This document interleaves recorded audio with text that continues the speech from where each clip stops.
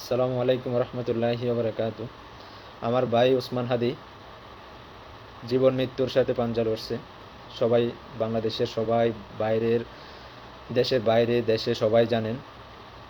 সবার হৃদয়ে রক্তক্ষরণ হচ্ছে। আমরা শুধু দোয়া করতে পারি, আমরা শুধু বলতে পারি আপনারা আপনাদের নিয়মিত যে নামাজ সালাত আদায় করেন তার সাথে অতিরিক্ত একটু সালাত আদায় করেন, দোয়া করেন, কোরআন শরীফ পাঠ করেন ওনার জন্য।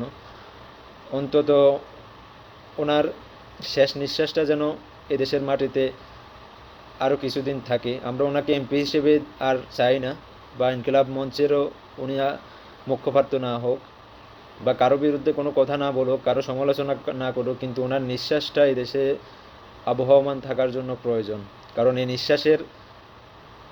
নিঃশ্বাসের সাপোর্টে আমরা কথা বলতে পারবো, হাজারো হাজারো ওসমান হাদি হয়ে কথা বলতে পারবে তার কণ্ঠ হয়ে। উনি আমাদের জন্য অনুপ্রেরণা, আমাদের জন্য শিক্ষা। তবে ওসমান হাদি বাংলাদেশের জন্য একজনই এসেছে, একজনই আসবে, একজনই আছে।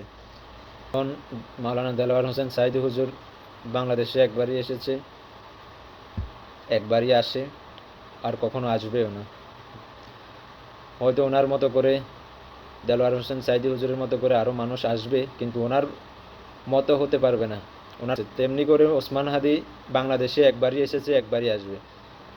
আমরা জানি না উনি আমাদের মাঝে আর কতক্ষণ থাকবে, তবে উনি আমাদের জন্য অনুপ্রেরণা, আমাদের জন্য দিক নির্দেশনা, আমাদের জন্য সতর্কীকরণ।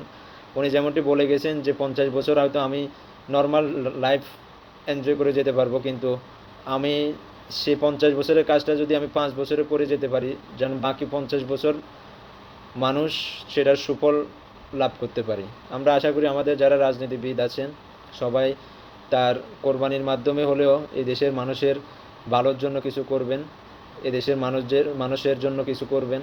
আপনারা নিজেরা নিজেদের ভিতরে কখনো হানাহানি মারামারি এইসব দ্বন্দ্ব বলে এখন বাংলাদেশের জন্য কাজ করেন।